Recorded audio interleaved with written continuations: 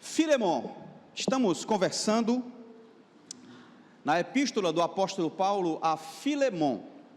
Estamos hoje na quarta mensagem e eu queria te convidar para a gente fazer a leitura que encontra-se em Filemon, e a gente vai ler toda a epístola. São apenas 25 versículos, no grego 335 palavras, e eu queria te convidar para, juntamente comigo, fazer a leitura desse texto.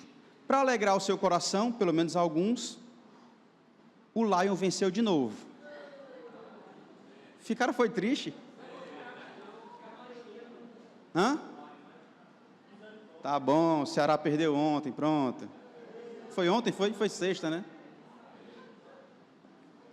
Tá difícil torcer contra o Lion, viu, negrada? Vamos para a Bíblia que é melhor, né?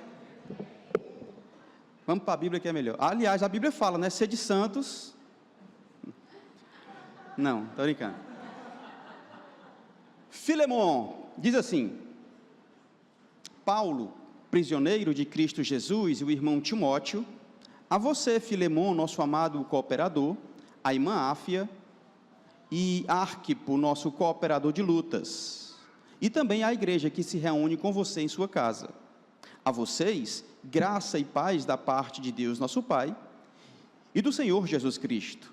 Sempre dou graças a meu Deus, lembrando-me de você nas minhas orações, porque ouço falar da sua fé no Senhor Jesus e do seu amor por todos os santos. Oro para que a comunhão que procede da sua fé seja eficaz no pleno conhecimento de todo o bem que temos em Cristo. Seu amor me tem dado grande alegria e consolação, porque você, irmão, tem reanimado o coração dos santos.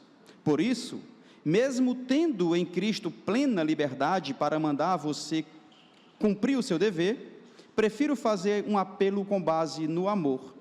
Eu, Paulo, já velho, e agora também prisioneiro de Cristo Jesus, apelo em favor do meu filho Onésimo, que gerei enquanto estava preso. Ele antes era inútil para você, mas agora é útil, tanto para você quanto para mim. Mando-o de volta a você como se fosse o meu próprio coração. Gostaria de mantê-lo comigo para que me ajudasse em seu lugar, enquanto estou preso por causa do Evangelho. Mas não quis fazer nada sem a sua permissão, para que qualquer favor que você fizer seja espontâneo e não forçado. Talvez ele tenha sido separado de você por algum tempo para que você o tivesse de volta para sempre, não mais como escravo, mas muito além de escravo, como irmão amado.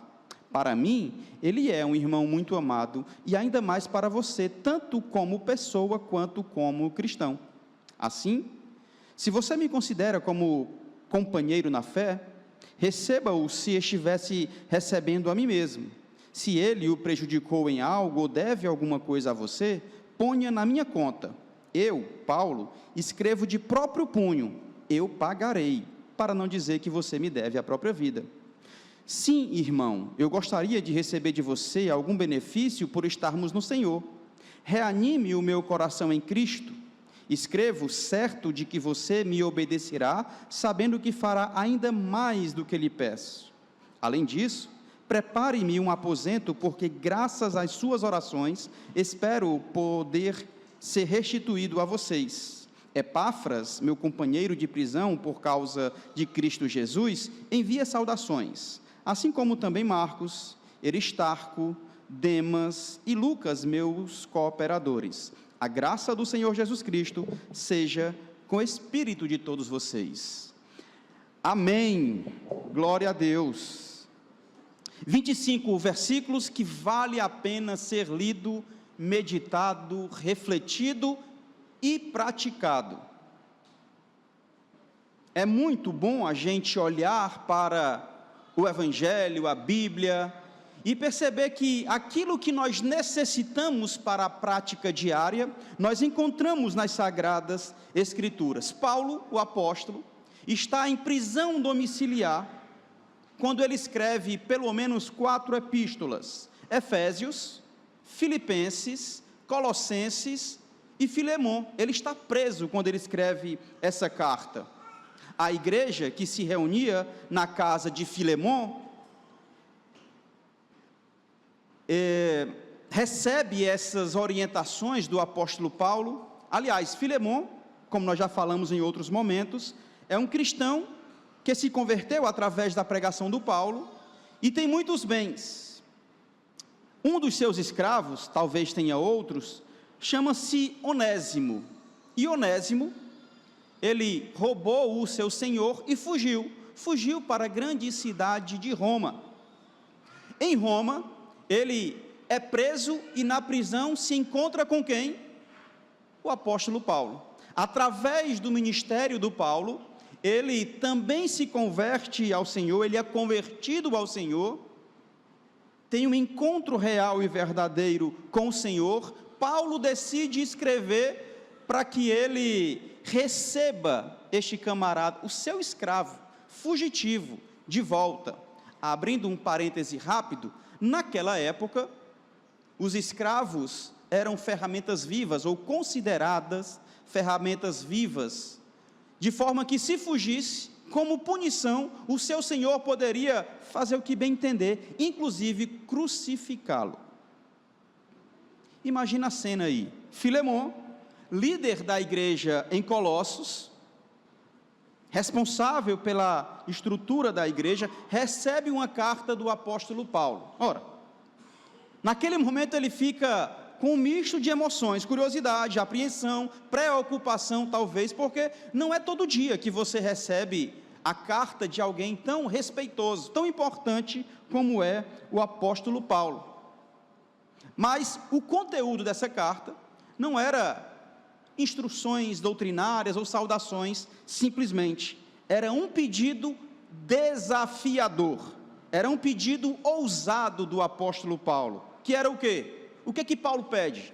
Filemon, perdoe Onésimo, e não somente isso, ele como escravo fugitivo deve ser recebido, perdoado e acolhido, não como escravo mais, agora tem que ser como um irmão em Cristo. Que desafiador, né?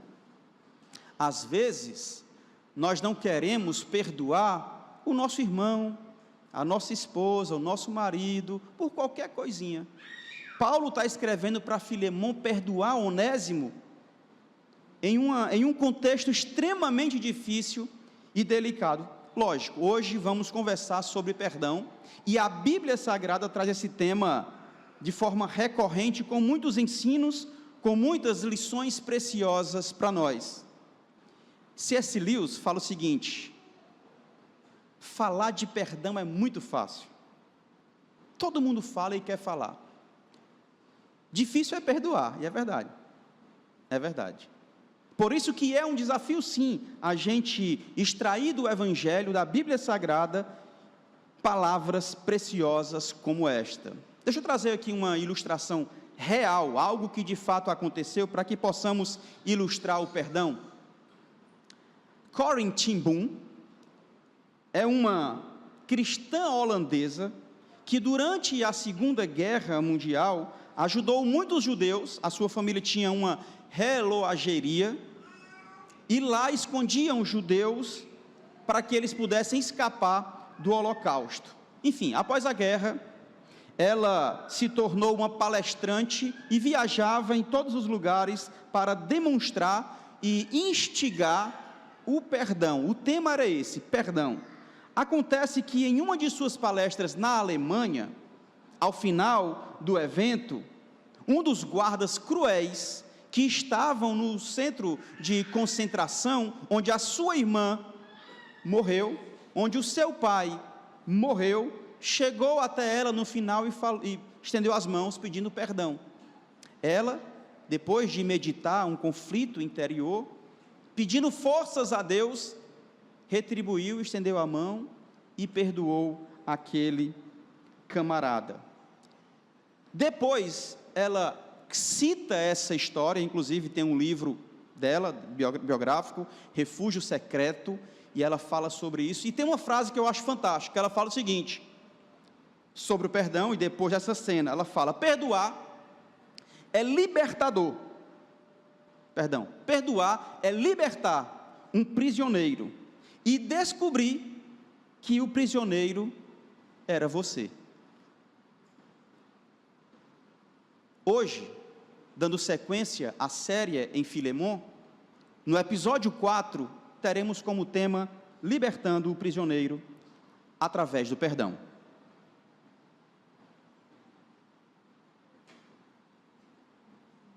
E eu quero destacar os versos 15 ao 21. Essa é a porção que nós vamos conversar para entender como libertar este prisioneiro através do perdão. Deixa eu começar falando sobre o que não é perdão, com base no que o pastor Jaime Kemp fala. Eu achei legal. Ele fala: perdoar não é esquecer, mas se lembrar como um fato resolvido na cruz do Calvário. Quem se esquece está com amnésia. Eu me lembro do que aconteceu, mas eu entendo que a cruz resolveu aquilo para mim. Ele fala: perdoar não é um sentimento, mas uma decisão intencional de demonstrar a graça. De novo, graça que nós recebemos de Deus sendo derramada nas nossas relações. Ele fala: perdoar não é voltar ao passado, morando no passado, estando no passado, mas tratá-lo com misericórdia e graça. Perdoar não exige uma mudança de quem nos feriu, antes de nós perdoarmos. Perdoar é um exercício de santificação. Quando eu li isso sobre perdoar, eu percebi: caramba, já sei o que é que o Paulo quer com Filemon. Ele quer trabalhar a santificação desse camarada e o crescimento espiritual. Perdoar, meus irmãos, não é fácil. Coloca aí, por favor, Lucas, vamos lá, Lucas 17. Perdoar não é fácil, não é fácil. Cristo, ele induz os seus discípulos a perdoar, e os discípulos têm uma reação, no mínimo, estranha. Lucas 17, versos 3 e 4, olha o que acontece aí, ó. Jesus falando: tomem cuidado, se o seu irmão pecar, repreenda-o, e se ele se arrepender, perdoe-lhe. Se pecar contra você 7 vezes no dia, e 7 vezes voltar a você e disser: estou arrependido, perdoe-lhe. Aí olha o versículo 5. Os discípulos: ok, Senhor, entendi. Versículo 5, ele fala o quê? Versículo 5. Senhor, entendi tudo, mas pelo amor do teu Pai, aumenta a minha fé para poder perdoar essa negada, porque não dá não. São 7 vezes por dia, e ele vai voltar a perdoar, vai voltar a pecar, vai voltar a me ferir, e eu tenho que perdoar, caso ele fale: estou arrependido, Senhor. Faz o seguinte: aumenta a minha fé para poder conseguir fazer isso. Não é fácil perdoar, cara, não é fácil, não é fácil. Nos últimos meses eu vivi algumas cenas cruéis sobre o remorso, que é diferente do perdão.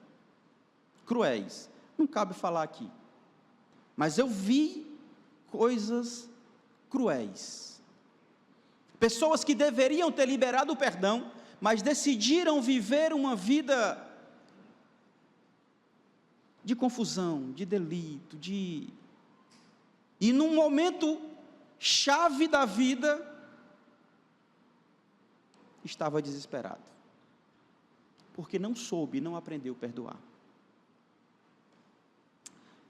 Queria desafiar você nessa noite, a aprender como libertar esse prisioneiro através do perdão. Primeiro passo, primeiro ponto, versículo 15 do texto que nós lemos: talvez ele tenha sido separado de você por algum tempo, para que você o tivesse de volta para sempre.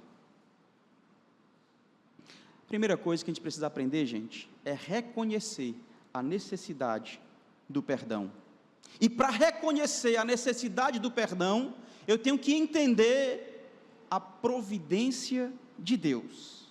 Aqui o Paulo está apresentando a ideia de que a separação temporária de Filemon e Onésimo serviu para um propósito maior. Ele poderia olhar para as circunstâncias chateado, indignado, mas Paulo está mostrando que a partir da providência de Deus, algo maior estava sendo executado, que é o quê? A transformação de Onésimo e a sua reintegração como irmão em Cristo. Imagina a cena, gente. Um escravo que não valia nada, fugitivo, bandido, tendo que voltar para casa ou para a igreja, sendo recepcionado pelo seu próprio Senhor, pelo seu próprio dono. O plano maior dessa separação temporária era que ele seria transformado, ele seria recebido não mais como servo, como escravo, mas como um irmão no Senhor. E aqui eu quero abrir um parêntese. O escravo não é o funcionário de hoje em dia, tá? Não é, muito embora o funcionário seja considerado irmão em Cristo quando faz parte da comunidade. Mas aqui era muito mais baixo. O escravo, como eu falei, era considerado uma ferramenta viva. Por que eu preciso entender a providência? Porque teologicamente, isso ressalta a soberania de Deus. Deus, em sua infinita ou em sua soberana vontade, Ele usa situações difíceis que nós não entendemos e não queremos passar, óbvio que não. Mas essas situações difíceis, aparentemente que vêm para nos destruir, pode ser usada por Deus para realizar os seus propósitos, por exemplo, de reconciliação. Será que se Onésimo continuasse lá por anos e anos e anos, ele teria se convertido, teria se transformado? Será que aconteceria a reconciliação desses irmãos se ele continuasse lá? Eu não estou querendo justificar, eu estou dizendo que para chegar à libertação da prisão através do perdão, eu tenho que reconhecer a necessidade desse perdão. E a providência de Deus, a soberania de Deus, entra nesse contexto. É magnífico quando Paulo sugere o crescimento de Filemon através dessa atitude. Outro ponto no verso 16 diz assim: não mais como escravo, mas agora, além de escravo, como um irmão amado. Para mim, ele é um irmão muito amado, e ainda mais para você, tanto como pessoa, quanto como cristão. Aqui ele vai falar sobre a transformação de relacionamentos. Meus irmãos, como temos sofrido com os relacionamentos, e temos agido como diferente do que temos aprendido no Evangelho. Em Cristo, todas as barreiras, status, condições, são quebradas. O Evangelho, diferente do que muitos têm vivido, é poderoso para restaurar relacionamentos que um dia foram quebrados. Você pode pensar em alguém da sua família, parente, pai, mãe, irmão, filho, sobrinho, vizinho, que por acaso você teve um relacionamento quebrado. Mas a partir do Evangelho nós acreditamos e confiamos piamente que relacionamentos podem ser restaurados. O pecado que atrapalha esses relacionamentos pode ser desfeito a partir da pessoa bendita de Jesus Cristo de Nazaré, porque Cristo nos chama a perdoar uns aos outros. E esse perdão fortalece, faz crescer, encoraja a comunhão do corpo de Cristo. Quando eu reconheço a necessidade de perdão, eu me coloco em igualdade com os outros. Versículo 17, Paulo está dizendo: assim, se você me considera companheiro na fé, Paulo é mais importante, é o pastor, é o cara, é o danadão, é o bichão. Mas recebe ele como se estivesse recebendo a mim. Estamos em igualdade, não tem status, não tem posição. Estamos iguais.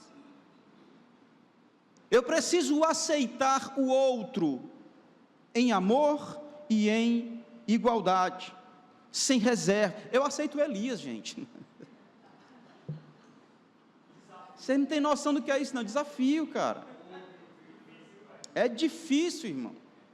Inclusive hoje a gente pedir perdão ao Elias. Temos que aceitar os outros sem reservas, com o coração aberto, sincero, verdadeiro, buscando a reconciliação e a unidade no corpo de Cristo. Vou dar um exemplo bem prático aqui, certo? Não queria, mas eu vou dar, deixa eu ver se nós temos tempo. Por volta de 2000 e alguma coisa, deixa eu contar um pouco da história, né? Uma criança, 2, 3 anos, recebendo todo o carinho do pai, da mãe, enfim, uma família, recebendo toda a família, não tinha muita noção das coisas, mas com o passar do tempo, ele começa a perceber que ficava com o pai um final de semana, ficava com a mãe outra e tal, e foi crescendo.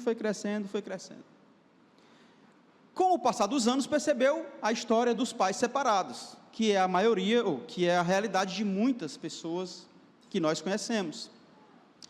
Com 10 anos, mais ou menos, 10, 12 anos, ele começa a olhar para o seu pai, menos de 10 anos, começa a olhar para o seu pai como o herói. Poxa, esse cara aqui é demais. Quero esse cara é o meu herói, eu quero estar sempre com ele. E foi crescendo, vendo o seu pai como um herói, como um cara diferente, cheio de vida, tal, e foi crescendo. 12, 13, 14 anos, ele começa a perceber os defeitos desse herói. Ele começa a perceber que o herói estava mais atrapalhando do que ajudando, contribuindo. Não era um super-homem, não era um Batman, que não tinha defeitos. E ele começou a perceber algumas coisas. De forma que nessa faixa etária, ele começou a se afastar do pai, olhar com um olhar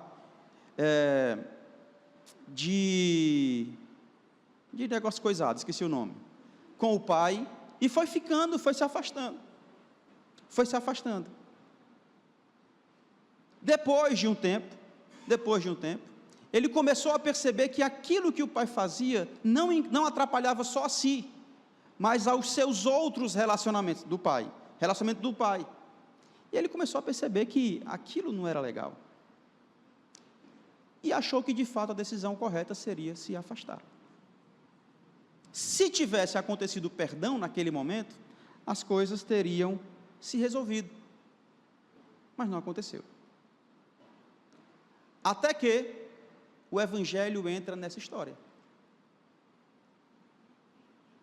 E poucos meses de convertido, esse camarada chamou o pai para as conversas, abriu o coração, pediu perdão, foi perdoado, e o pai falou a mesma coisa, pediu perdão, e foi perdoado, obviamente. A partir dali, gerou um novo relacionamento, transformação dos relacionamentos, um novo relacionamento. O pai não era cristão, mas o camarada entendeu a igualdade dos relacionamentos. Não é porque ele falhava, fazia, que ele deveria ser pisoteado, como estava acontecendo até então. E aí houve, de fato, anos de boa convivência. Poderia ter sido melhor? Tá, acho que sim. Mas no dia em que eu enterrei o meu pai, eu tinha convicção de que tínhamos perdoado um ao outro. Totalmente. Mas precisou acontecer o perdão. O relacionamento foi restaurado. Houve uma verdadeira transformação. De forma que no túmulo, aquilo que eu falei foi a mais pura verdade, porque o perdão havia sido liberado, de ambas as partes. Tem um ponto, deixa eu chegar mais na frente que eu vou falar um pouco mais sobre isso. O que verdadeiramente importa no indivíduo não é a transformação moral, aquilo que ele faz, mas sim o que é de dentro para fora, ou seja, a renovação do coração, a transformação, a regeneração, o novo nascimento. Para que eu consiga libertar o prisioneiro através do perdão, eu preciso reconhecer o perdão, que engloba compreender a providência, saber que as circunstâncias difíceis não vêm para me derrubar, pelo contrário, vêm para me trazer força e transformação. Segundo ponto, além de reconhecer a necessidade do perdão, eu preciso tratar as feridas. Se você já reconheceu que precisa perdoar ou ser perdoado, ainda não é o suficiente. Nós precisamos reconhecer que precisamos tratar as feridas. Olha o versículo 18. Se ele o prejudicou em algo ou deve alguma coisa a você, preste atenção, o apóstolo Paulo fala o seguinte: ei, recebe ele de volta, perdoa e introduz ele na igreja, na comunidade de fé, traz ele para perto. Mas não para por aí. Paulo não esconde, não omite o problema, o dano causado. Então, para eu tratar as feridas, eu preciso reconhecer os danos que foram causados. Aqui é onde entra a outra parte, né? No dia em que eu sentei com ele, eu falei: o erro está aqui, ó. Ah, mas por que as coisas acontecem assim? Por isso, por isso, por isso. A tua atitude foi essa, e não é por aí. As coisas aconteceram assim porque vocês foram por esse caminho, e não é por aí. É o que o Paulo está fazendo aqui. Não receba de qualquer jeito, pelo contrário, tem que crescer você e ele tem que entender o dano que ele causou e que teve um preço. Eu preciso enfrentar as minhas lutas, feridas, os meus danos, as ofensas que aconteceram, para que eu consiga chegar à verdadeira reconciliação. Eu preciso tratar das feridas, chamando pelo nome, mostrando o dano causado.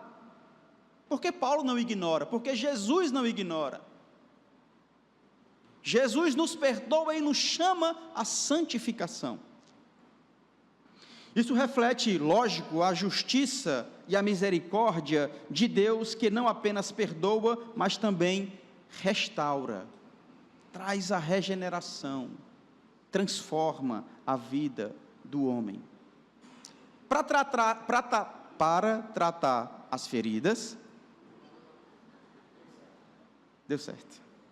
Eu preciso reconhecer os danos causados, mas também preciso oferecer a reparação e assumir a responsabilidade. Olha o que ele fala nos versos 18 e 19, finalzinho do 18, entrando no 19. Ponha na minha conta, eu, Paulo, escrevo de próprio punho, eu pagarei, para não dizer que você deve a própria vida. Eu preciso perdoar, eu preciso reconhecer o dano, eu preciso reparar esse dano. Não adianta só saber e deixar para lá. Não adianta só saber e passar na cara, vai piorar a situação, macho. Tem que reparar. E tem que assumir a responsabilidade. Paulo está dizendo, é preciso assumir esta responsabilidade. Porque a teologia do perdão,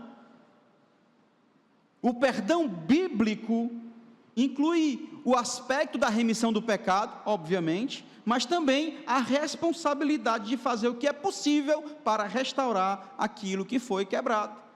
Eu preciso me esforçar, eu preciso assumir a responsabilidade. Como eu falei, eu tenho que buscar a santificação. Paulo se coloca a favor de Onésimo. Paulo nos ensina que esta restauração das relações, exige muito mais do que palavras. Pastor, mas eu já perdoei. Como? Pastor, mas eu já falei. Como? Paulo está dizendo que o perdão exige muito mais do que palavras, envolve ações concretas de generosidade e de sacrifício. Paulo nos ensina, tem que dar um passo a mais. O perdão é muito mais profundo do que simplesmente liberar palavras ao vento. Um outro ponto é agir em direção, reconhecer a necessidade do perdão, reconhecer a necessidade do perdão. O segundo ponto é tratar as feridas. E o terceiro ponto, agir em direção à cura. Reconheci, tratei, agora eu preciso continuar buscando a cura. Versículo 20, Paulo diz assim: sim, irmão, eu gostaria de receber de você algum benefício por estarmos no Senhor. É espetacular quando Paulo fala: eu quero me alegrar, eu quero estar animado, porque a busca pela cura, incessante por ser curado, para ser liberto dessa prisão, é necessário que promova a alegria. Quantas vezes nós dizemos que perdoamos e ficamos arrasados, destruídos? Temos que nos alegrar, temos que nos encorajar, porque o perdão não é algo isolado, pelo contrário, quando Filemão perdoa Onésimo, a comunidade inteira sai beneficiada. As repercussões desse perdão vão se espalhar na igreja, na família, onde ele passar. E é justamente esse ato que inspira os crentes a seguirem, a continuarem o mesmo caminho.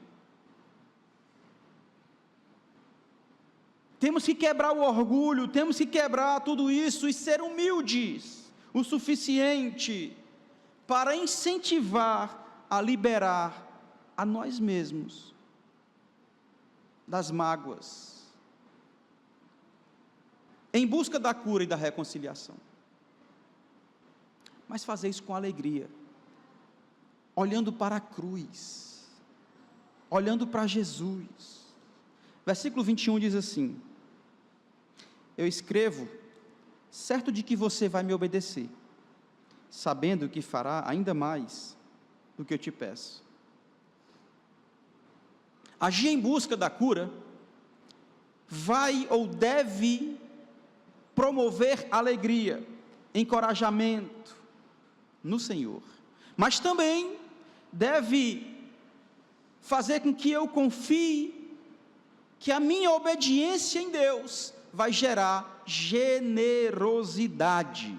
O apóstolo Paulo, ele demonstra confiança em Filemão, de que Filemão, para agir com amor e perdão,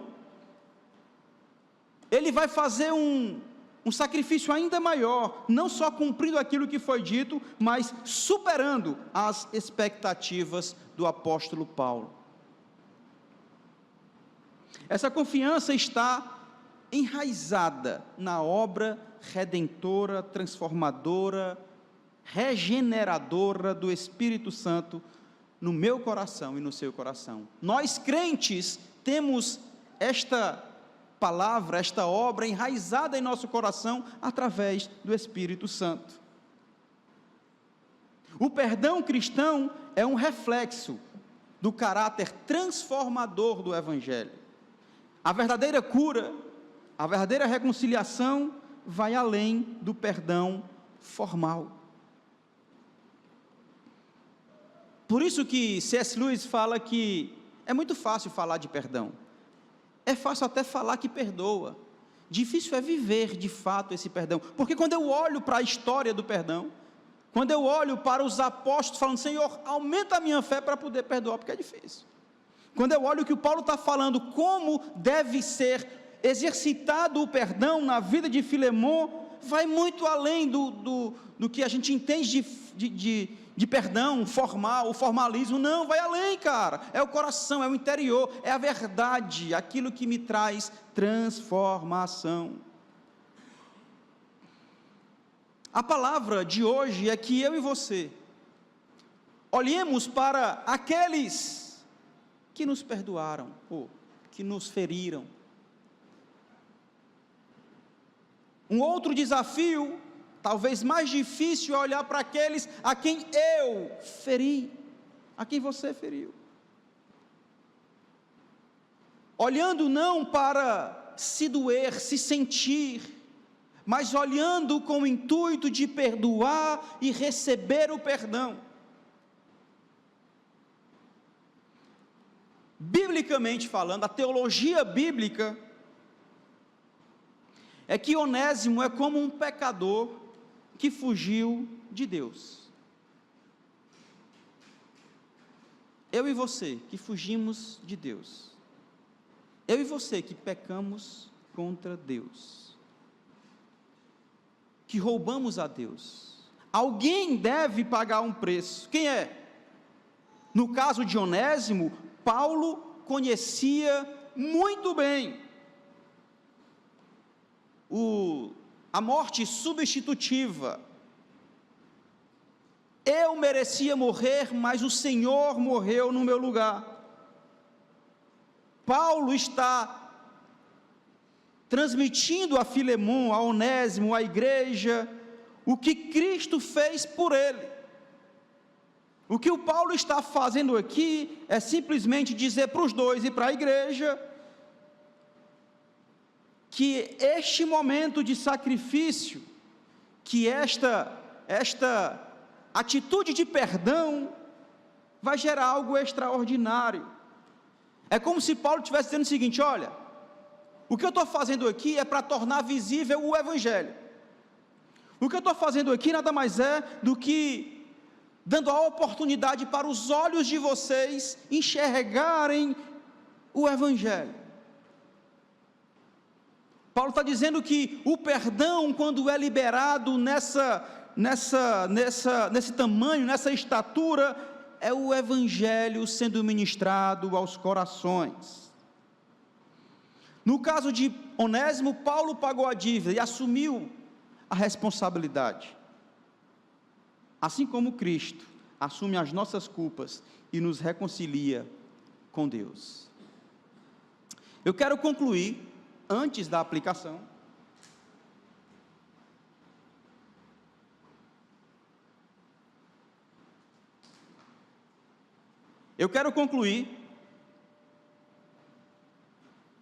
dizendo que nós, anota isso por favor, anota isso, nós somos mais semelhantes a Deus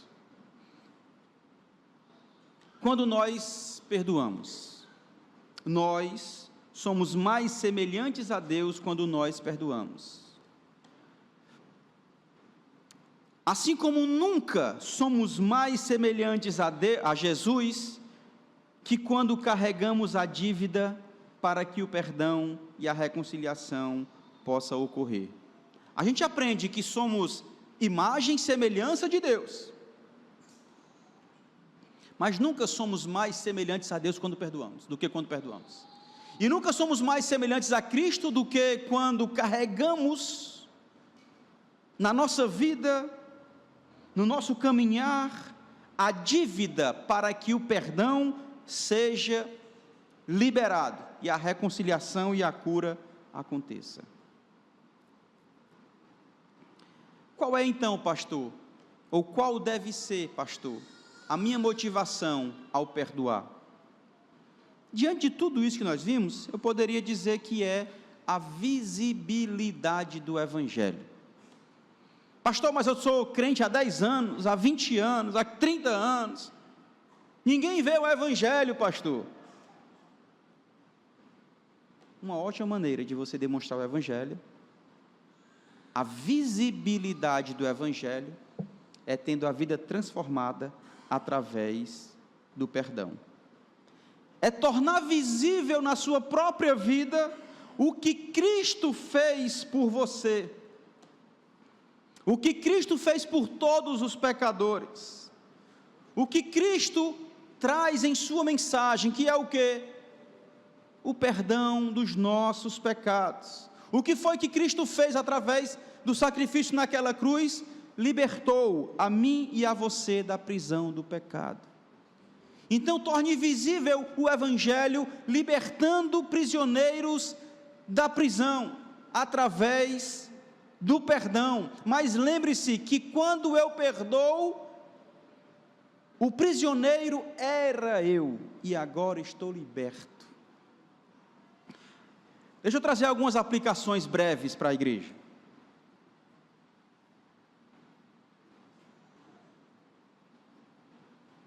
Ora,